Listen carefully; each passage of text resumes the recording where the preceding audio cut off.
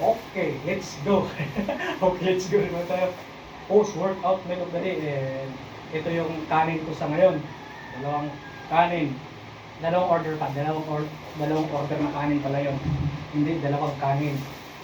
Tapos, ito yung agado. Agado ka tawag dito? Basta yung atay. Puro compound kasi yung pinaggagawa ko ngayon. Kaya pakiramdam ko gutom na gutom ako, kaya sa halip na gulay dito na lang tayo sa high protein. Nagngangaw-ngaw kung si Mr. Simpatiko pa. Tapos ito rin, tilapia, bali dalawa to, paksiw na tilapia, 2 piraso to. 1 kilo 3 piraso, yun yung budget ko ngayong araw na to. 2 beses lang naman ako kumain sa pagka naka-off duty. Kaya, unang kain, sagad na kasi post-workout na Kailangan natin ng sapat na nutrition para makarecover yung katawan sa pagod, tsaka sa bugbog. Ganon yun. Kasi huwag ka malaglag. Kung nalaglag kang nangatayin dyan, pas maabutin natin. Okay. Let's go, kainan na. Yan. Ang gising ko. Tabi yung paa ko. Okay. Pasintro na ba? Hindi pa rin. Kaya mo na. Basta ganun na yun. Chibugan. May magre-reklamo na naman sa comment section nito pagka nung-post ko to na wala akong pakialam sa iba. Kareli ko lang yung antok pagtot. Siyempre, kareli ko lang talaga. Mag-isa lang ako eh. Saka, bakit ko ba alalahanin yung ibang tao? Nag-alalabay sila sa akin? Wala naman din eh. Kaya ganun yun. Tapos mayroon din akong mga nakabasang comment na hindi na raw diet yung ginagawa ko.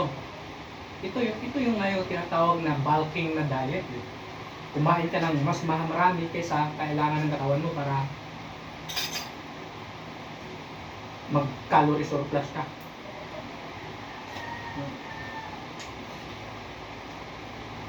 Para mayroon kang extra energy para sa mga physical activity mong gagawin sa maghapon.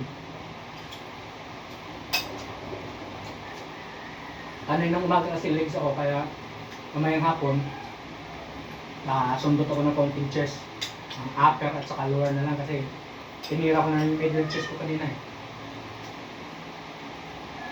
Nag-push up na ako pagkatapos ng squat push up. Ganun yun.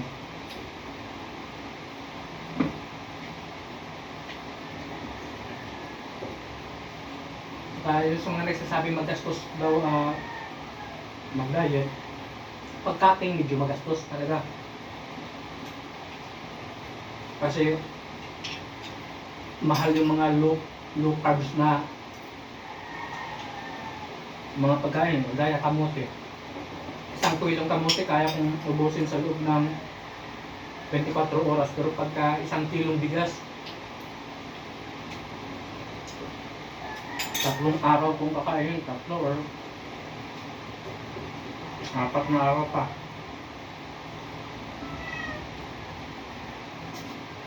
Ang kilo sa bigas 50 plus hanggang 50 plus, depende sa klase yung mabili mo. Ang kamote 80 hanggang 120 ang kilo, doon ka natalo. Pero sa ulam, naman ko bago sa ulam. Pag nagkaking ako, paulit-ulit isda at saka chicken breast, hindi bangos, tilapia. Minsan kasi pagka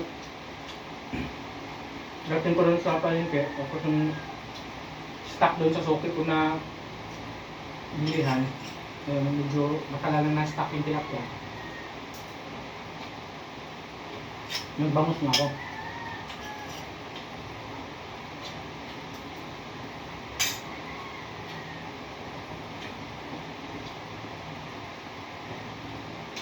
Mas medyo mahal kasi kaunti bangus eh. 180 ang kilo. Yung binibili ko rin yung tatlo, isang kilo or mahigit isang kilo. Hindi naman yung sumubra sa isa't kalahati.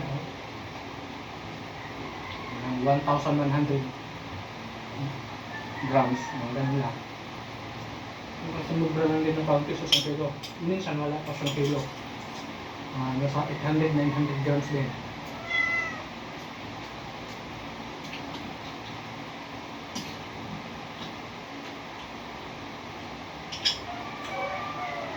May mga ano din na hindi daw ako marunong magbibilang ng macros o calories.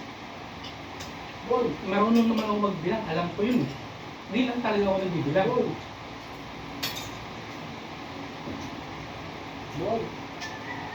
Para sa akin kasi yung pagbilang-bilang ng mga ganun, stable yung budget kasi masustain mo eh. Maganda kung walang bilang-bilang. Ano yung kaya bilhin ng araw, budget ng araw na yun, yun lang. Confidence ka pa rin na na-hit mo pa rin yung mga kailangan mong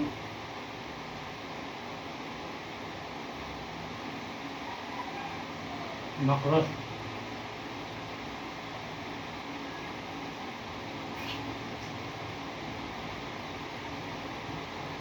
Yung mahirap si tilapia, matalas yung tinik. Hindi natin pwede barabarahin pagkain.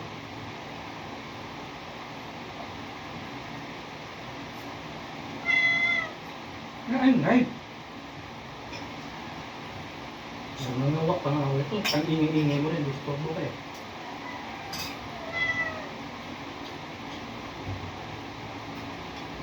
Ang bangas kasi, hindi ganoon katalas yung tinik eh. Kaya pwede barabarahin sa pagkain.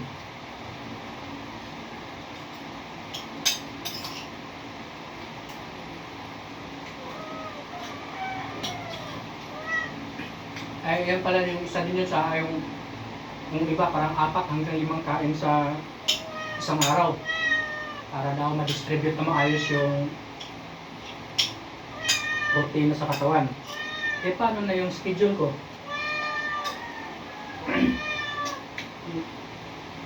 Ngayon na pwedeng every 3 hours kakain o 4 hours kakain. Paano na yung tulog? Galing pa nga akong duty eh. Naka-idlip naman din doon sa duty. Makapag-relax naman sa gabi. Hindi naman talaga tulog. Magkaiba yung tulog at saka idlip eh. Yung tulog, yung nakahlata talaga na nakakumot.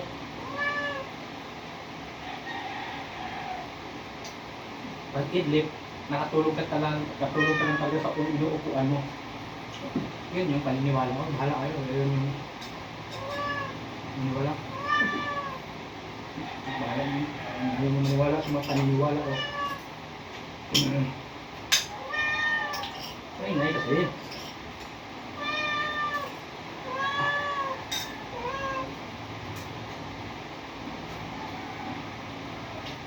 Sarap ng gusto mo ito. Bigyan mo pagkain sa niya. Nauna pa nga. Bumamin sa akin, tapos yung ingay-ingay nyo.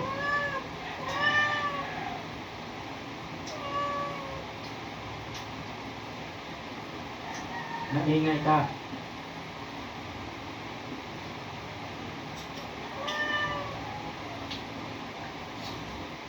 Marami pa nga tirang tinik doon sa bangot doon. Niluto ko pa yun para tapos biglang inubos, tapos maingay pa. Ito pa. Ito sana.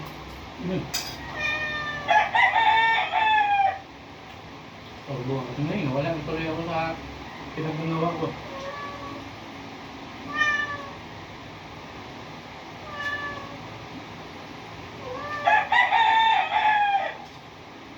Nawala ako sa nawala ako sa topic. Ipakan ng pagkain ko. Ngayon, nakatulog na.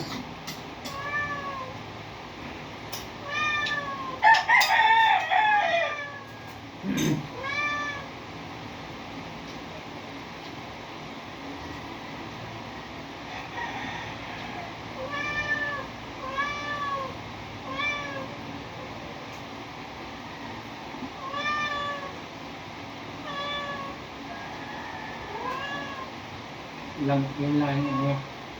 Kasi sa tilapia hindi ganun ka malasa yung ano tawag nito, bandang dibdib. So, ang sarap naman kung ulo nito. Ang ulo nito isa sa pinakamalasa.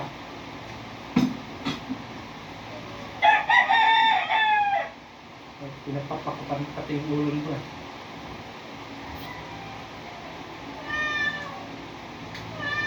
Magkantay ka kasi.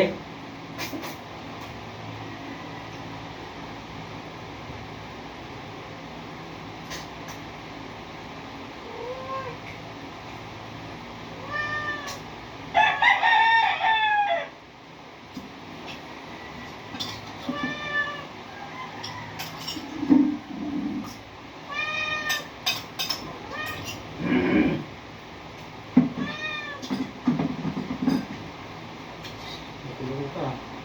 Natulog ka talaga. Magkantay kasi. Pag tayo tapos kumain eh. Napakaingay mo na.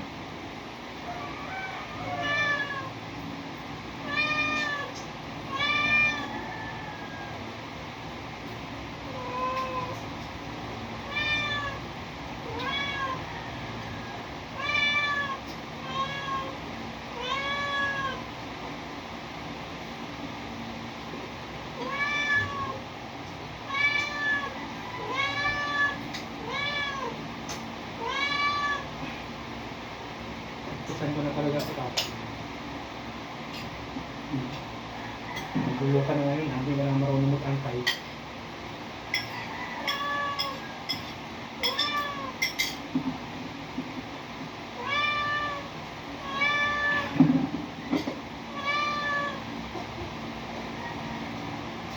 Let's na tayo.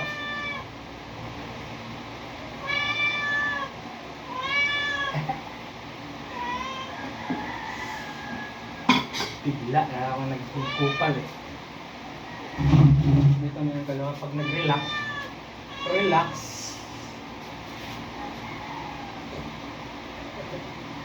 Kaya halata na talagang bulking.